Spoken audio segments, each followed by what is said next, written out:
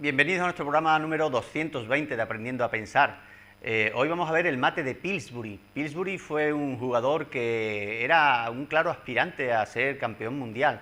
Estamos hablando del año 1899 en Londres. Sin embargo, la tuberculosis se puso en su camino y no le permitió seguir su carrera ajedrecística y murió en tan solo unos años después de haberse jugado esta partida.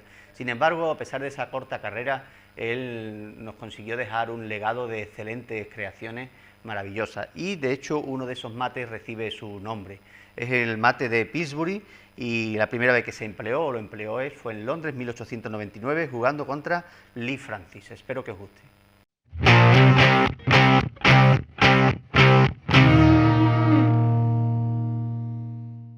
Bien, pues aquí estamos en esta partida que se jugó en 1899 en Londres y en el que conducía las piezas blancas Pillsbury. Pillsbury, Harry Pillsbury era el nombre completo. Como hemos dicho, era un jugador muy agresivo, con mucha creatividad y digno merecedor del cetro mundial. Sin embargo, como hemos dicho, una enfermedad hizo que no pudiera continuar con su carrera. Nos dejó esta excelente partida que fue tan vistosa que llegó a recibir y a conocerse por ese nombre, su apellido mejor dicho, Pillsbury. Y a diferencia de las partidas de ayer que vimos y antes de ayer, con el mate de Reti, en el que las blancas o las negras aprovechaban que el rival no había enrocado y daban mate con torre y alfil, en este caso el mate de Pillsbury también se da con torre y alfil, pero con un rey ya enrocado, o contra un rey rival que sí ha enrocado. Es mucho más difícil, ¿verdad? Porque un rey que enroca, pues parece que está mucho más a salvo. Pues vamos a ver cómo Pillsbury se las ingenia para entrar en ese enroque con torre y alfil. La partida es muy corta, es una miniatura. Sabéis que en ajedrez siempre las miniaturas son las que llevan o tardan menos de 25 movimientos y en este caso pues duró tan solo 20 movimientos. D4 jugaron las blancas, en este caso Pillsbury. D5, C4, este es el conocido gambito de dama, muchas veces lo hemos visto aquí, ¿verdad? Las blancas ofrecen este peón con idea de que las negras no tengan centro y así poder desarrollar este peón y ganar, recuperar luego el peón entregado, ¿no? Es muy conocido y normalmente las negras nunca lo aceptan, ¿no?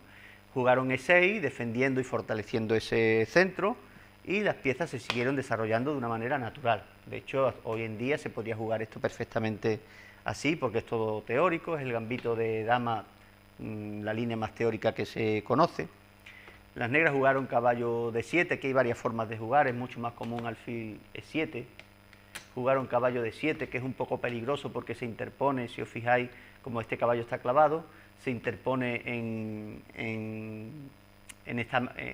la dama, se interpone, hemos dicho, el caballo en medio y no puede defender al peón de D5, así que ya es peligroso un poco jugar así, pero estamos hablando de una época en la que la teoría de apertura pues estaba más rudimentaria y de hecho no nos vamos a entretener en la apertura porque queremos llegar al mate de Pillsbury, ¿eh? Cada día estamos aprendiendo un mate, ayer vimos el de Reti, hoy el de Pillsbury, mañana será otro. Son recursos que podéis ir guardando para vuestras partidas y que cuando se ven muchas veces pues se queda ya fijado y en mitad de una partida que estáis jugando se os ocurre de que la posición es similar, es parecida y que podéis emplearlo. Así que muchas de esas partidas se ganan por asociación de ideas, ¿no? Es el caso que por eso estamos trayendo estas variantes.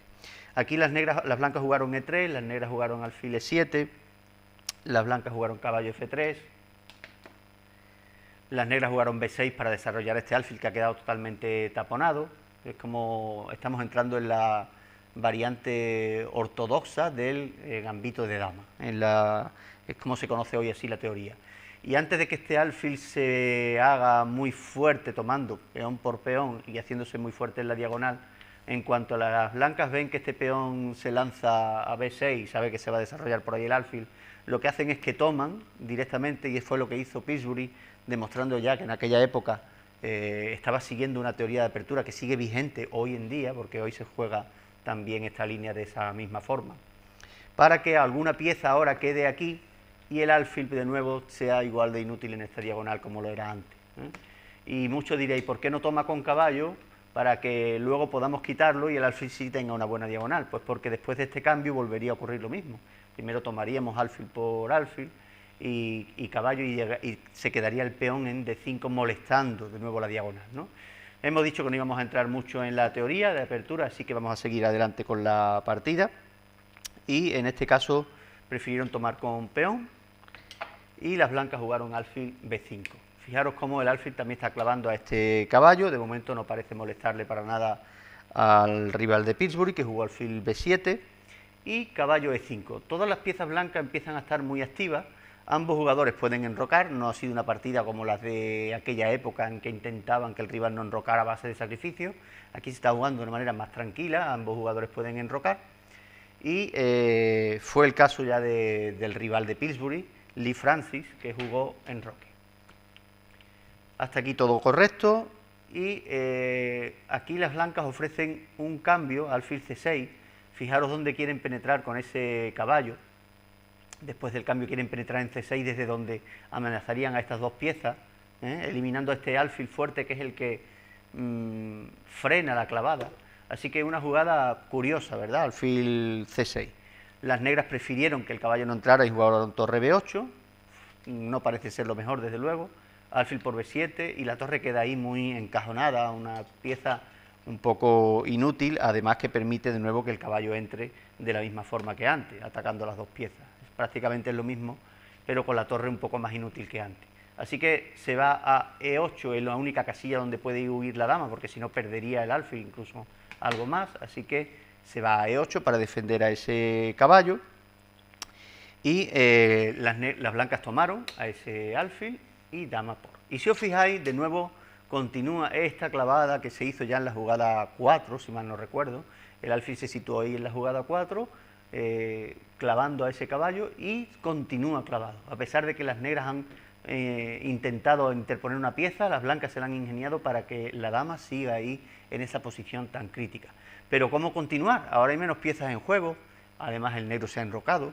Pues ya vamos a ir adentrándonos en lo que sería el mate de Pillsbury, que se da, como hemos dicho, con alfil y torre. Así que tendremos que poner alguna torre en juego, ¿vale?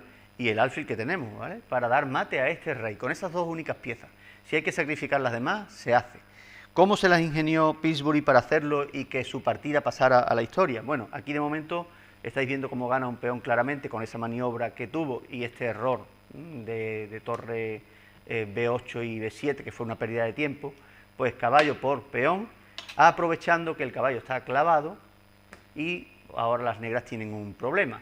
Todavía no está cercano el mate, pero si os fijáis, de momento la dama ya se tiene que mover y cuando se fue, pues jugaron las blancas caballo por caballo y aquí se jugó peón por caballo, amenazando al alfil.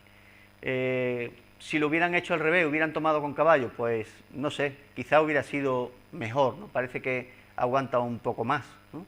Las blancas podrían efectivamente debilitar otra vez la estructura, irían ganando un peón, pero no podrían dar ningún jaque, ¿verdad? Porque la dama está ahí bien colocada, estarían desde luego mucho mejor, pero ya no tendrían ese alfil para dar el mate. Sin embargo, aquí, con esta jugada de tomar peón por caballo, le permite a las blancas conservar este alfil que va a ser el que va a terminar dando el mate de Pillsbury. Se sitúa primero en H6, ataca la torre no se fue porque, si os fijáis, la dama pretende también ganar la torre blanca y atacar. Por fin las negras se han quitado un poco la presión de encima y están intentando también tener algún tipo de contragolpe, un tipo de contrajuego contra el ataque de las blancas, pero este es el momento creativo, ¿verdad? Y ya me imagino que todos tenéis que intentar averiguar cómo se da aquí mate con torre y alfil. El alfil lo tenemos muy bien situado, desde luego que el alfil está ahí ya cortando al rey, pero si tomamos alfil por torre, pues las blancas harán lo mismo, perdón, las negras harán lo mismo, se cambiarán damas, no parece un buen negocio, de hecho hasta perderíamos una pieza. Así que el alfil está bien situado, no tenemos que quitarlo de ahí. Pero necesitamos que venga una torre. ¿Y que venga una torre por dónde? Pues a las torres siempre les gusta, ¿verdad?, los sitios donde no hay peones, es decir, las columnas que están abiertas o semiabiertas. Esta sería una columna semiabierta y esta sería una columna abierta porque no hay peones. No importa que haya piezas, pero no hay peones. ¿Se puede hacer esto? Pues evidentemente no, nos tomarían la torre y sería muy peligroso. Entonces, ¿cómo podemos acceder a ese rey? El alfil está bien y necesitamos una torre. Pues este es el momento que os he dejado un poquito con la palabrería para que tuvierais tiempo de calcular en lugar de estar escuchándome. No sé si lo habéis hecho o si tenéis, estáis viendo, siguiendo la partida por YouTube, que no es en directo y podéis detener el vídeo, pues intentar calcularlo, porque da mucha satisfacción cuando uno encuentra un mate tan bonito como este desde esta posición. Bien, pues la jugada clave para ganar aquí es dama F3, una jugada maravillosa de Henry Pillsbury, porque entrega la dama por tal y de abrir la columna para la torre, de que la torre se pueda situar ahí. Además, con rayos X, atravesando a la torre negra, están defendiendo. Así que dama F3 es una jugada magnífica, a las negras no les queda otra cosa que tomar, dama por F3, y entonces vino la torre a G1. Y ahora fijaros qué bonita maniobra, porque el rey solo tiene un sitio donde huir, y parece que no damos mate porque si volvemos a dar jaque aquí, se vuelve a esconder, y estaríamos como repitiendo movimientos, ¿verdad? Pero Pillsbury lo tenía todo planeado, por eso entregó la dama, y lo que hizo fue alfil G7 y alfil por F6, jaque, mate.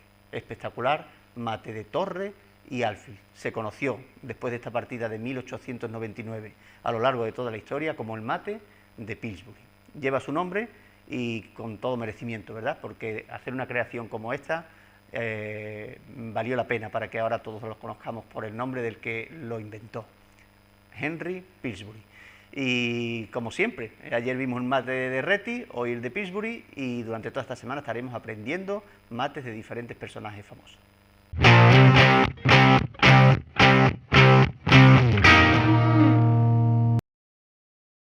Bien, pues ahí está en el tablero, si os fijáis, todavía la posición, ¿verdad?, del mate de Pillsbury con torre y alfil.